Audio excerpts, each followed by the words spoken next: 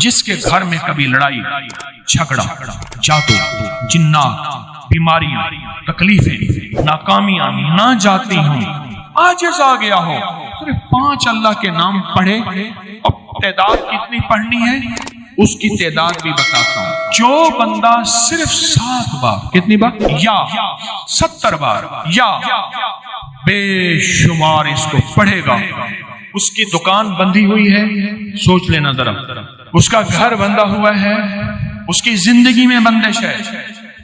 شیخ الحدیث رحمت اللہ علیہ نے ذکر رحمت اللہ علیہ کے پاس بندہ آیا حضرت کسی نے ہمارے گھڑیال کو باندھ دیا ہے جو ٹن ٹن کرتا تھا نا گھڑیال پہلے وہ باندھ دیا ہے اور ایک بنگالی کی طرف تصور کیا کہ اس کو جادو بہت آتا ہے حضرت نے فرمایا یہ میری پوسٹ پڑی ہے اکابر پر اعتماد اس میں دیکھ لینا کتاب کا حوالہ ہے مولانا یوسف مطالعہ رحمت اللہ علیہ کو فوت ہو گئے ان کا حوالہ ہے فرمایا اس کو دیکھ کے یہ اعمال کرو کچھ عرصے کے بعد ایک بندہ آیا حضرت شیخ کے پاس حضرت کسی نے لنگر کھانے کا تندور باندھ دیا ہے تندور میں لکڑیاں ڈالتے ہیں دھواں چلتا ہے شعلہ نہیں آتا حضرت نے فرمایا مٹی کے ڈھیلے کنکر فلان چیز لے کے اس پہ دم کر کے تندور میں ڈالو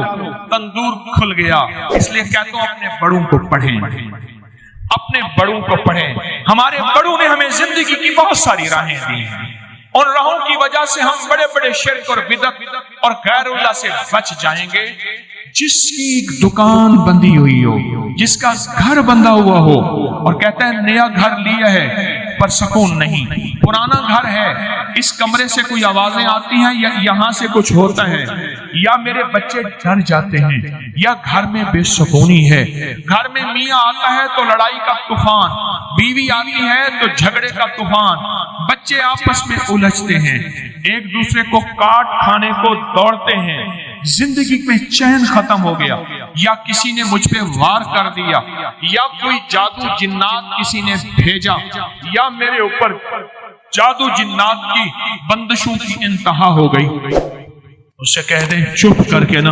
اللہ کے ان 5 ناموں کو زندگی کا حصہ بنا ان 5 ناموں اب وہ 5 نام میرے ساتھ جذبے سے پڑھیں گے میں چاہتا ہوں کیوں پڑھا رہا ہوں پتہ ہے کیوں پڑھا رہا ہوں آپ تو کہتے تھے آپ خود پڑھ لیتے پڑھے لکھے حضرات بیٹھے ماشاءاللہ سارے حضرات اگر کوئی پڑھے لکھا نہیں ہے تو ایک پل میں اس کو یاد کرنا کوئی مشکل نہیں اس لیے پڑھا رہا ہوں کوئی مخلص کوئی نیک کوئی صادق کوئی امین کوئی سخی کوئی درویش کوئی رونے والا اللہ نے صفات لوگوں میں منتقل کی ہیں اور تقسیم کی ہیں کسی کے اندر سجدے کا جذبہ کسی کے اندر خدمت کا جذبہ کسی کے اندر سخاوت کا جذبہ کوئی سچا عادل حاکم بیٹھا ہو کوئی سچا درویش بیٹھا ہو کسی ایک کی قبول ہوتی ہے تو سب کی قبول ہو جائے اس لیے میں اجتماعی پڑھاتا ہوں تاکہ ہمیں قبولیت کے دروازے ملیں آیت خالی جھولی لے کر جائیں گے انشاءاللہ بھری جھولیاں لے کر وہ میں نہیں دوں گا تو خود منگتا فقیر میں تو خود منگتا فقیر تیرے در کا جو بھی فقیر ہے تیرے در کا جو بھی فقیر ہے وہی 2 جہاں کا امیر ہے اسے بادشاہوں سے کیا غرض جو گداہ شاہ جہاں ہے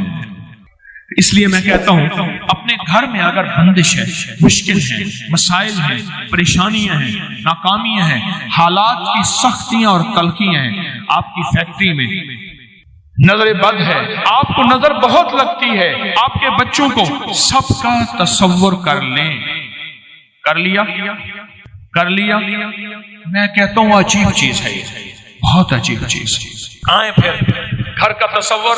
نسلوں کا تصور کاروبار کا تصور اپنی ذات کا تصور اچھا اس کا ایک اور فائدہ بھی سن لیں جو چاہتا ہے نفس اور شیطان کی جنگ سے بچ جاؤں جو چاہتا ہے نظریں پاک رہیں جذبے پاک رہیں تنہائیاں پاک رہیں تعلق مع اللہ رہے جو چاہتا ہے ولایت کا تاجدار بن جاؤں جو چاہتا ہے قبر میں ایسے جاؤں جیسے کفن سفید ہے ایسے میرا دل بھی پاک اور سفید ہو جو چاہتا ہے مولا میرے اندر عیب ہے میرے اندر اے اللہ تو اپنی رام کی برکت کسیں، نفس اور شیطان کی جنگ، شیطان کی میں نہیں لڑ سکتا، میں کمزور ہوں، میں اپنے آپ کو تیرے حوالے کر رہا ہوں، میں اپنے آپ کو تیرے حوالے کر رہا ہوں۔ تو وہ میرے ساتھ پڑھے، یا حافظ ہو، یا حفیظ ہو،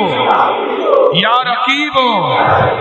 یا وکیل ہو، یا سلام۔ سبحان، یہ اللہ کے 5 نام ہیں،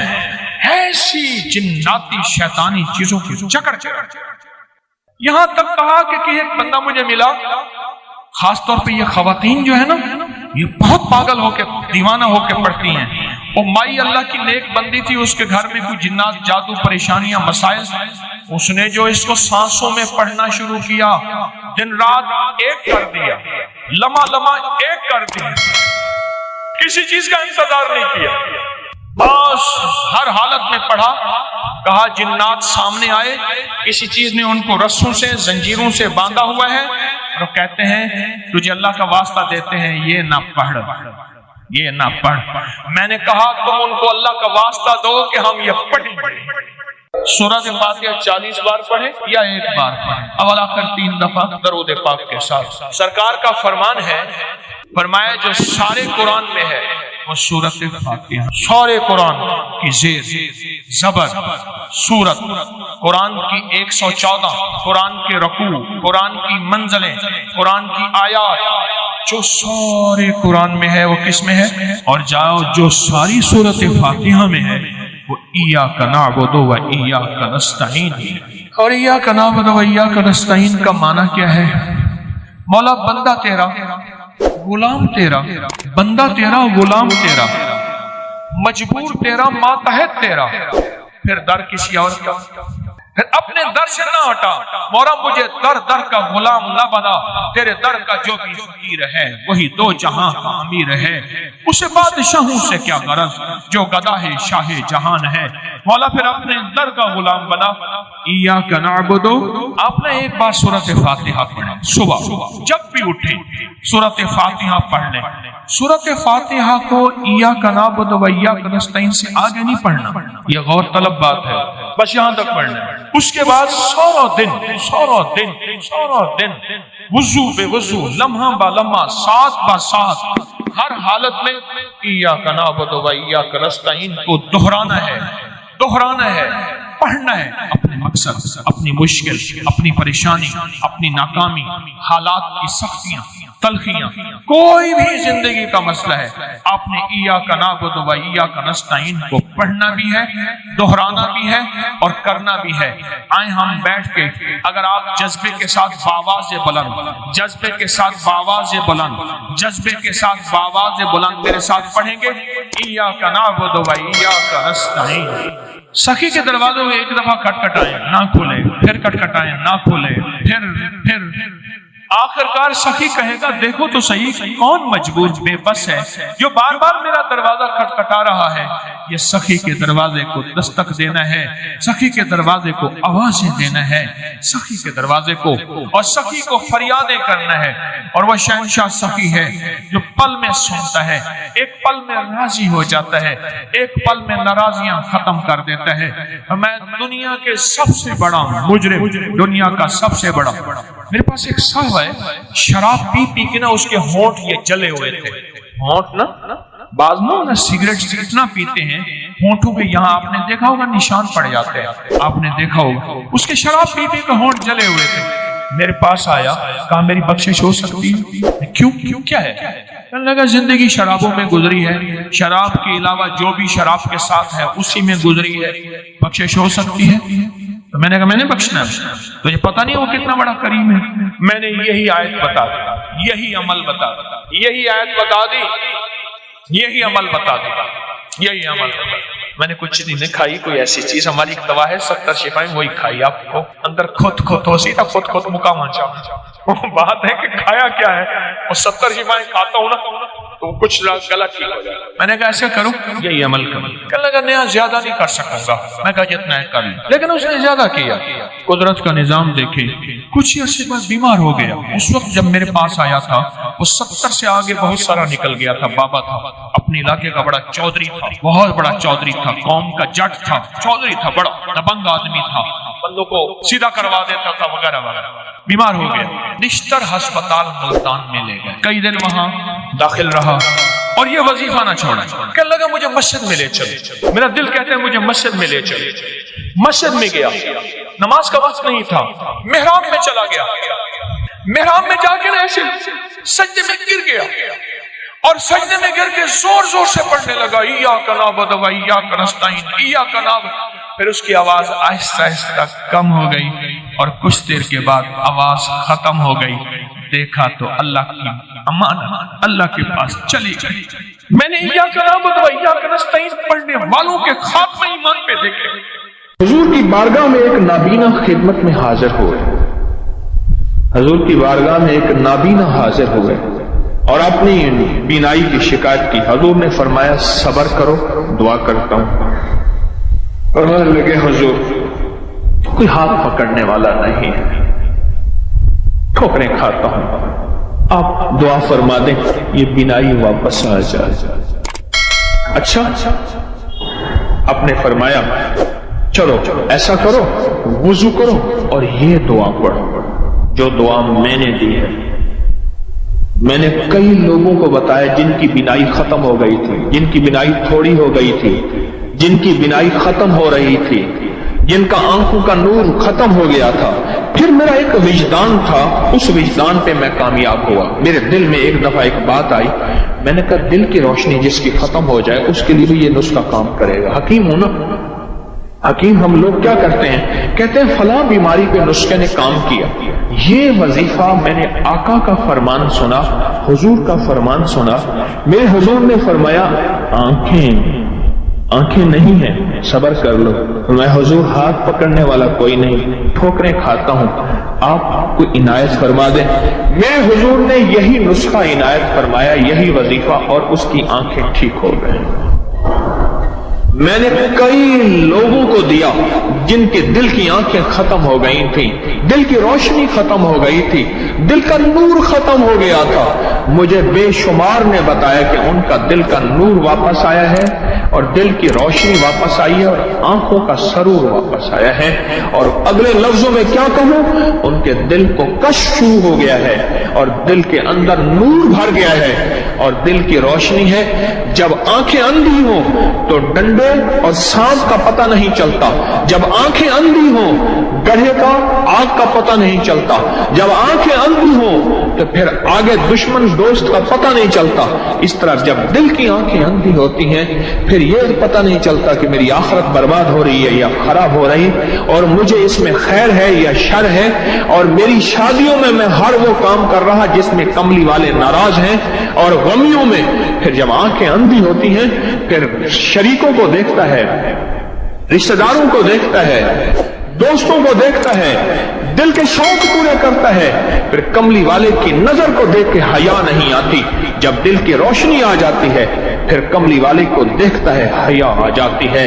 پھر آنکھیں بھی چھپ جاتی ہیں اور سارے تدبیریں، سارے رواج، سارے شوق ٹوٹ جاتے ہیں۔ میں نے تو کئی لوگوں کو دیا یہ نسخہ، یہ فضائل درود، فضائل حج سے بتا رہا ہوں میں، صفحہ نمبر 165 ہے، حضرت شیخ الحدیث کی لکھی ہوئی کتاب ہے، اور مشکلات کے لیے انوکھی چیز ہے۔ کوئی مشکل ہو، کوئی مشکل ہو۔ مسجد نبوی شریف میں پاکستان کا ایک بہت بڑا افسر تھا، میں نے اعتکاف کیا آخری عشرے کا مسجد نبوی میں، تو اعتکاف کے دوران انہیں پتہ چلا کہ طارق جو ہے وہ فلاں ستون کے ساتھ بیٹھا ہے، کوئی غالباً 18-19 سال پرانی کی بات ہے۔ تو میرے پاس آئے، مجھے تعارف کرایا، کہنے لگا بہت مشکل میں ہوں، اس وقت کی حکومت تھی، بہت اس حکومت کے زیر عتاب ہوں، اس وقت کا اقتدار جو تھا، اور مجھے بہت مشکل میں ہوں، بس میں نے آخر کار مدینہ کا رخ کیا ہے، اس کے علاوہ مجھے کوئی منزل اور راستہ نہیں ملا، تو میرے لیے دعا کریں۔ میں نے کہا یہاں حضور کے روضے کی طرف اشارہ کر کے میں نے کہا ان کے ہوتے ہوئے میں دعا کروں، میری کیا اوقات ہے، میری کیا اوقات ہے۔ ہاں میں آپ کو ایک چیز بتاتا ہوں، میں نے یہ وظیفہ بتایا ہوا ہے، کہنے لگا مجھے لکھ کے دے دے۔ میں نے لکھا اور یہ دیا، اور میں نے عرض کیا 2 نفل پڑھے اور گڑ گڑا کے یہ دعا مانگے، یا محمد انی اتوجہ بک، یا محمد انی اتوجہ بک الی ربک ان تقضی حاجتی۔ جب لفظ حاجتی بیان کریں تو دل میں اپنی حاجت بیان کریں، اپنا مسئلہ بیان کریں، اپنی مشکل بیان کریں، اپنی الجھن بیان کریں، اپنے مسائل بیان کریں۔ اللہم انی اسألک واتوجہ الیک بنبینا محمد صلی اللہ علیہ وسلم نبی الرحمہ۔ یا محمد، سونا آپ تو محمد ایسے ہیں رحمت والے نبی ہیں، آپ کے در سے آ کے خالی جائے کوئی، یہ ہو سکتا ہے ہمیں بھی کوئی عنایت فرمائے۔ یا محمد انی اتوجہ بک، سند کے ساتھ، حدیث کی سند کے ساتھ یہ واقعہ موجود ہے، یہ غیر مستند حدیث نہیں ہے، کوئی گھڑا گھڑایا واقعہ نہیں ہے، کوئی قصہ نہیں ہے۔ آگے سنیں، وہ نابینا آئے ایسے کہ جیسے ان کی آنکھیں آج تک ضائع ہی نہیں ہوئی تھیں، ایسے ان کی آنکھیں ٹھیک ہوگی۔ اور اس سے آگے فرمایا کہ علامہ فرماتے ہیں یہ قصہ عثمان بن حنیف کے فہم سے استدلال میں ہے کہ وہ حضور کی خدمت میں حاضر ہوئے، اور یہ صرف ان کے ساتھ مخصوص نہیں سمجھنا چاہیے کہ اس دور کا قصہ تھا، اس دور کا واقعہ تھا، دور گیا واقعہ گیا، نہیں، فرمایا قیامت تک اس کا فیض چلتا رہے گا۔ حضور کے وسیلے سے یہ فیض قیامت تک چلتا رہے گا، اور قیامت تک امت کو یہ نفع ملتا رہے گا۔ مجھے کئی بزرگوں سے اس فیض کی اجازت ہے، میں نے ایک دفعہ عمل کیا تھا، شیخ عبدالقدوس گنگوہی رحمت اللہ علیہ، بہت بڑی ہستی، صدیوں پرانے گزرے ہیں، میں نے ان کو خواب میں زیارت کی، میں نے ان سے اس عمل کی اجازت مانگی تھی، مجھے انہوں نے اس عمل کی اجازت دی تھی۔ ایک اللہ والے تھے، ان کے پاس ایک بندہ گیا، کہنے لگا حضرت پریشان بہت ہوں، اور پریشانیاں بھی اتنی بیان کی کہ انسان سنے اور غم زدہ ہو جائے یا خود رونے لگ جائے۔ تو انہوں نے فرمایا اگر تیری پریشانی اتنی زیادہ ہے تو ایسا کر، 40 پردیسی مسافر جمع کر اور ان کو بٹھا کے دعا کرا، اور وہ گڑ گڑا کے دعا مانگے، جب گڑ گڑا کے دعا مانگے تو اللہ تیری پریشانی دور کر دے گا۔ 40 پردیسی مسافر جمع کر اور وہ گڑ گڑا کے دعا مانگے، لیکن ایک شرط ہے، شرط یہ ہے ہو مخلص، جو اللہ کے لیے ہوں، نہ مال نہ چیزیں نہ پیسے نہ جیب گرم، کچھ بھی نہیں، مخلص ہو۔ آپ 40 پردیسی مسافر اڈے سے اسٹیشن سے جمع کر لیں گے منت کر کے، لیکن کیسے یقین ہے کہ یہ مخلص ہیں یا نہیں ہیں؟ دعاؤں کی برکتیں، آمین کی برکتیں اور دعاؤں پہ قبولیت کی مہریں لگوا جاتے ہیں۔ میں 40 پردیسی جمع کر اور ہوں مخلص،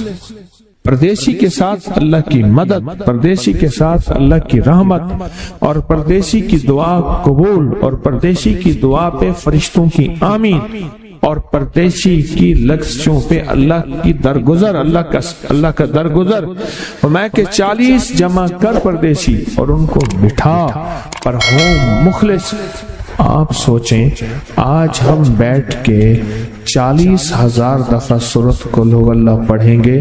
اپنی مرادوں کے لیے، اپنی منت کے لیے، اپنی مشکلوں کے لیے، بے اولادیوں کی اولاد کے لیے، بے گھروں کے گھر کے لیے، بے دروں کے در کے لیے، بے سہاروں کے سہارے کے لیے، مریضوں کی شفا یابی کے لیے، جن کی جھولیاں ہری نہیں ان کو ہرا بھرا کرنے کے لیے، اور جن کے گھر میں آگ لگی ہے حسد کی، دھوکے کی، فریب کی، نقصان کی، پریشانی کی، بربادی کی، اس آگ کو بجھانے کے لیے، اور جو غربت اور تنگ دستی میں پس گیا اس کو خوشحالی پہ لانے کے لیے، اور جو ولایت کا تاجدار بننا چاہتا ہے تو اسے اللہ اس کے حبیب کے نور کو ملوانے کے لیے، اور جو چاہتا ہے کہ آنکھیں بند کروں اور جنت نظر آئے، جو چاہتا ہے دل کی دنیا آباد اور شاد ہو، یہ نعمت اس کو دلوانے کے لیے، اور جو یہ چاہتا ہے کہ اللہ کے خزانے سے اتنا ملے کہ در در کا بھکاری، فقیر، منگتا، محتاج نہ بنو، یہ خزانے اس کو اللہ کے خزانے سے ملیں، یہ دلوانے کے لیے یہ 40,000 دفعہ سورۃ اخلاص 11 جمعراتیں پڑھی جائے گی۔ ہر سال ہماری 11 جمعراتیں ہوتی ہیں، اور آپ کو مبارک ہو۔ اور آپ کو علم ہے کہ یہ سورۃ اخلاص کی جو جمعرات ہے، اس میں ہم ابھی 40,000 مرتبہ بیٹھ کے سورۃ اخلاص پڑھیں گے، اور وہ 5-7 منٹ میں پڑھی جاتی ہے۔ اس کی وجہ یہ ہے، بلکہ 40,000 دفعہ نہیں پڑھی جاتی، وہ لاکھوں دفعہ پڑھی جاتی ہے، لاکھوں سے بھی لاکھوں پڑھی۔ اس وقت یہ مجمع، خواتین کا مجمع، پوری دنیا ہمارے اس وقت آن لائن بیٹھی ہے، کہیں صبح دوپہر شام، پوری دنیا ہماری اس اللہ کے فضل سے سن رہی ہے، اور کیا پتا جنات بھی ہوں، اور یہ دنیا کی مخلوق ساری مل کے سورۃ قل هو اللہ، سورۃ اخلاص پڑھے گی، اور سورۃ اخلاص پڑھتے ہی زندگی میں برکتوں اور خیروں کے فیصلے ہوں گے۔ اور فرمایا جو بندہ دل میں مراد چاہتا ہے، سنیں میں آپ سے پوچھوں گا بھی صحیح، صرف 2-3 افراد سے پوچھوں گا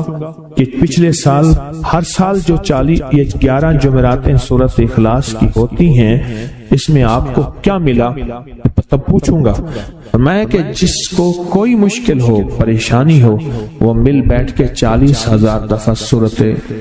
اخلاص قل هو اللہ پڑھ لیں، اکٹھے ہو کے۔ کچھ بندے مخلص بندے وہ اکٹھے ہو کے سورۃ قل هو اللہ پڑھ لیں، سورۃ اخلاص پڑھ لیں اکٹھے ہو۔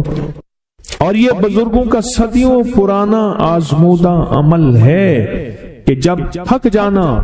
جب مایوس ہو جانا، جب زندگی کی آسیں امیدیں ختم ہو جائیں، پھر مخلصین مل کے 40,000 دفعہ سورۃ قل هو اللہ یعنی سورۃ اخلاص پڑھ لیں۔ اب یہ 40,000 دفعہ بیٹھ کے سورۃ اخلاص قل هو اللہ پڑھیں گے۔ کسی کے پاس گھر نہیں، اللہ مجھے گھر دے دے، اولاد نہیں، اللہ اولاد دے دے۔ آج ہم 40,000 دفعہ سورۃ اخلاص پڑھیں گے نا، اس میں سب سے ٹاپ پہ جو چیز رکھیں گے نا، سب سے ٹاپ پہ چیز یہ رکھیں گے، اللہ میرے دل کو اپنی معرفت کے لیے قبول کر، اور بے اولادوں کو اولاد دے دے۔ بے اولادوں کی اولاد خاص طور پہ مانگنی، آج بہت مانگنی۔ یاد رکھنا میری بات کو ذرا غور سے سننا، اور یاد رکھنا، غور سے سننا، یاد رکھنا، جو دوسروں کی اولاد طلب سے مانگے گا اپنی اولاد کے ہوتے ہوئے، اللہ اس کی نسلوں میں بے اولادیاں نہیں دے گا، نہیں دے گا۔ کوئی پتہ نہیں، 7 بیٹے تھے، 7 بیٹیاں تھیں، 14 بہن بھائی تھے، 11 بہن بھائی تھے، اگلی نسل کے اندر ایک بیٹی کو ترستے ہیں، نہیں ہے، کوئی خبر نہیں۔ جو دوسرے کی خیر مانگے گا، جو دوسرے کا بھلا مانگے گا، جو دوسرے کی خیر چاہے گا، جو دوسرے کا بھلا چاہے گا، جو دوسروں کے لیے گڑ گڑائے گا، جو دوسروں کے لیے بھیکاری بن جائے گا، جو دوسروں کے لیے محتاج بن جائے گا، اللہ میرا کہتا ہے میرا بندہ میں تیرے دل کے جذبے بھی جانوں، تیرے اندر کے درد بھی جانوں، تیرے وجدان کو بھی جانوں، تیرے ساز و سوز کو بھی جانوں، تیرے اٹھے قدم بھی جانوں، تیری زندگی کے دائیں بائیں کو بھی جانوں، تیری صبح شام کو جانوں، تیری تنہائیاں اور اندھیروں کو جانوں، تیرے اندر کے خیال اور جذبوں کو جانوں۔ تو میرے ایک بندے کے لیے اتنا تڑپ رہا، نہ تڑپ، میں اس کو بھی دوں گا، تجھے بھی دوں گا۔ میرے حضور کی بارگاہ میں ایک سائل آیا اور بہت پریشان کہ یا رسول اللہ صلی اللہ علیہ وسلم، غربت، تنگ دستی، فقر، غربت، تنگ دستی، فقر، اور گھر میں حالات مفلسی، بدحالی، اور یہ غربت ہماری والی نہیں، وہ پیٹ پہ پتھروں والی غربت۔ خیال کرنا، ہمارا جو آج کا کہتا ہے نا میں غریب ہوں، اس کے گھر کے اسباب کو اگر فروخت کر دیں، گھر کے اسباب کو، اس غریب کے لیے وہ غریب آیا آقا کی بارگاہ میں، غربت اور تنگ دستی، اور میرے حضور نے فرمایا گھر میں جا، ایک دفعہ سلام کر، ایک دفعہ قل هو اللہ پڑھ، کام ہو گیا۔ ایک دفعہ سلام، ایک دفعہ سورۃ قل هو اللہ، اخلاص، بس۔ انہیں یقین تھا، یقین کی دنیا کو جانتے تھے، یقین کے نظام کو جانتے تھے، آقا کے فرمان بس چل پڑے اور چلتے گئے، اور یقین نے یہاں اور اتنا کر دیا یقین نے کہ میرے حضور نے فرمایا بس حکم ہے، اور رب نے تونگری کے دروازے کھول دیے، اور لوگوں نے دیکھا کہ وہی بندہ ہے جس کے گھر میں فاقے تھے،